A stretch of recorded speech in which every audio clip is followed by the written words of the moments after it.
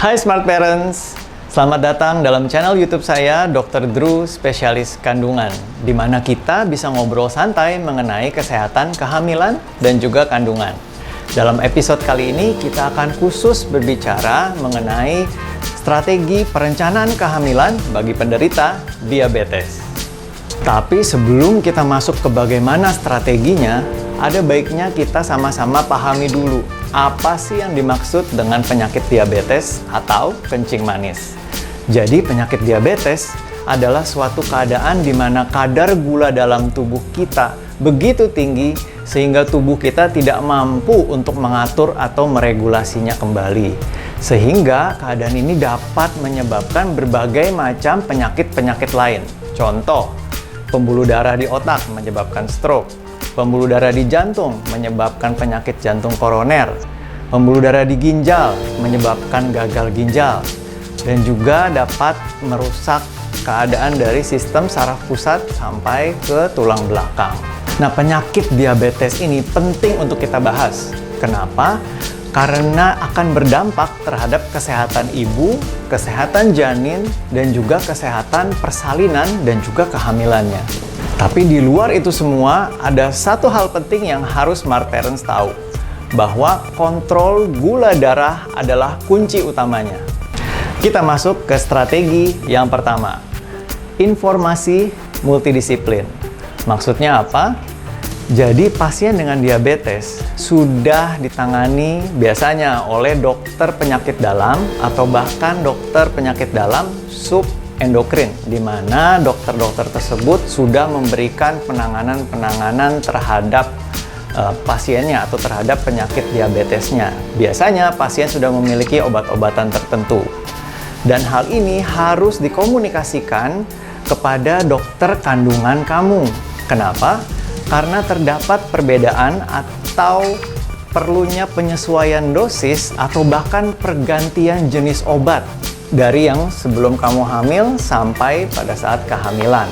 Karena tidak semua obat yang digunakan pada pasien dengan diabetes itu semuanya aman untuk janin dan juga untuk keseluruhan kehamilan. Strategi yang kedua, semua Smart Parents harus paham apa saja sih resiko-resiko yang dapat terjadi pada kehamilan dengan penyakit diabetes.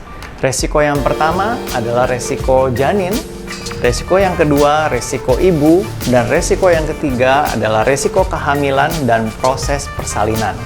Kita bahas dari yang pertama, yaitu resiko pada janin.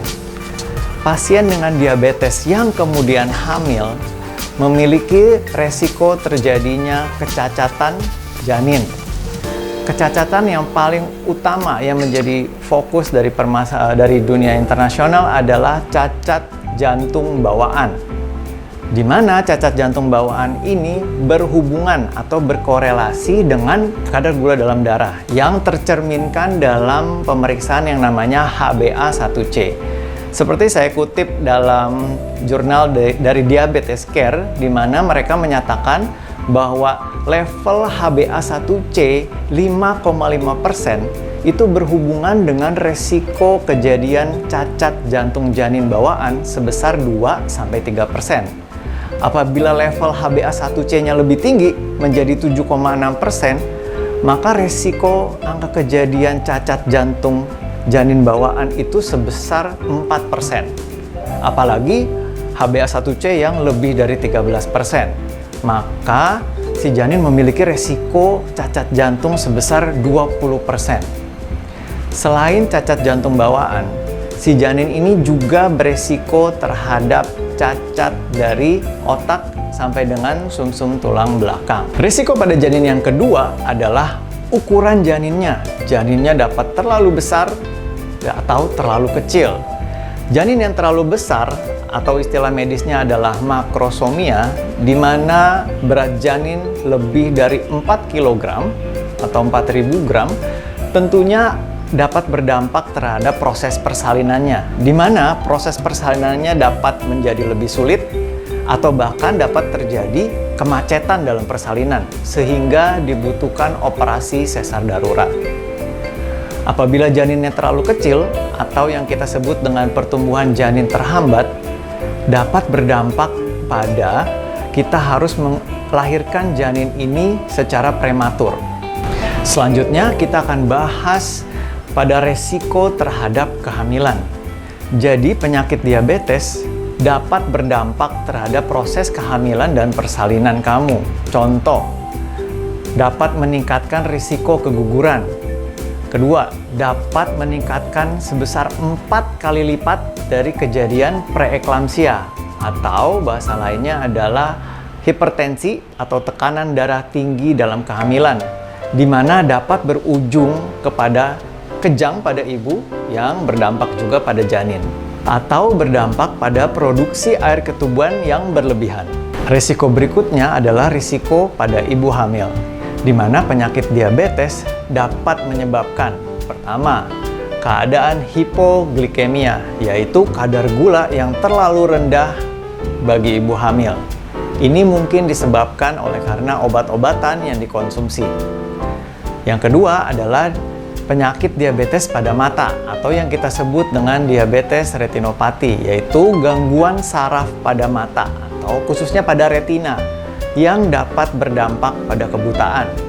Risiko yang ketiga adalah terhadap ginjal, di mana dapat terjadi kegagalan dari fungsi ginjal yang berujung pada hemodialisa atau cuci darah. Risiko yang berikutnya adalah terhadap jantung, di mana dapat meningkatkan risiko penyakit jantung koroner atau bahkan serangan jantung. Yang berikutnya dapat berdampak juga terhadap gangguan saraf atau sistem saraf pusat dari otak sampai dengan tulang belakang. Dan jangan lupa, ada satu komplikasi yang penting smart parents harus tahu. Apabila kadar gula darahnya terlalu tinggi atau bahkan tidak terkontrol, maka seorang ibu hamil dapat kehilangan kesadaran sampai dengan janinnya dapat meninggal di dalam kandungan. Setelah kita berbicara tentang resiko, akhirnya kita masuk ke strategi-strategi penting. Strategi penting yang pertama adalah kontrol kadar gula dalam darah. Jadi, pada ibu hamil dengan diabetes wajib mengkontrol, memeriksa secara rutin kadar gula dalam darahnya. Tapi targetnya seperti apa? Yang pertama, kadar gula darah puasa harus di antara 80 sampai dengan 110 mg per desiliter. Kadar gula 2 jam setelah makan harus kurang dari 155 mg per desiliter. Dan kadar HbA1c targetnya adalah kurang dari 6,5%. Dan juga jangan lupa, semua target ini harus terpenuhi minimal 3 sampai dengan 6 bulan sebelum kamu berencana untuk hamil. Strategi berikutnya adalah kontrol tekanan darah, diet, olahraga, dan suplemen multivitamin. Tekanan darah target bagi seseorang dengan penyakit diabetes, sistoliknya 110 sampai dengan 135 per diastolik 85. Dan juga nutrisi yang diperlukan. Suplemen penting yang pertama adalah asam folat, di mana asam folat ini dapat mencegah terjadinya kecacatan bawaan pada otak. Dosisnya berapa? Dosis yang direkomendasikan adalah 1 mg per hari, di mana dapat kita lihat dosis ini berbeda dengan dosis yang diperlukan oleh kehamilan tanpa penyakit diabetes, yaitu 400 mikrogram per hari. Suplemen vitamin yang kedua adalah iodium, di mana iodium itu penting untuk pertumbuhan dan perkembangan dari otak si janin. Dosis yang direkomendasikan adalah 150 mikrogram per hari. Oke, sekian dari saya, Smart Parents, dan apabila ini bermanfaat untuk Anda, silakan subscribe, like, dan komen. Salam sehat untuk kalian perempuan Indonesia.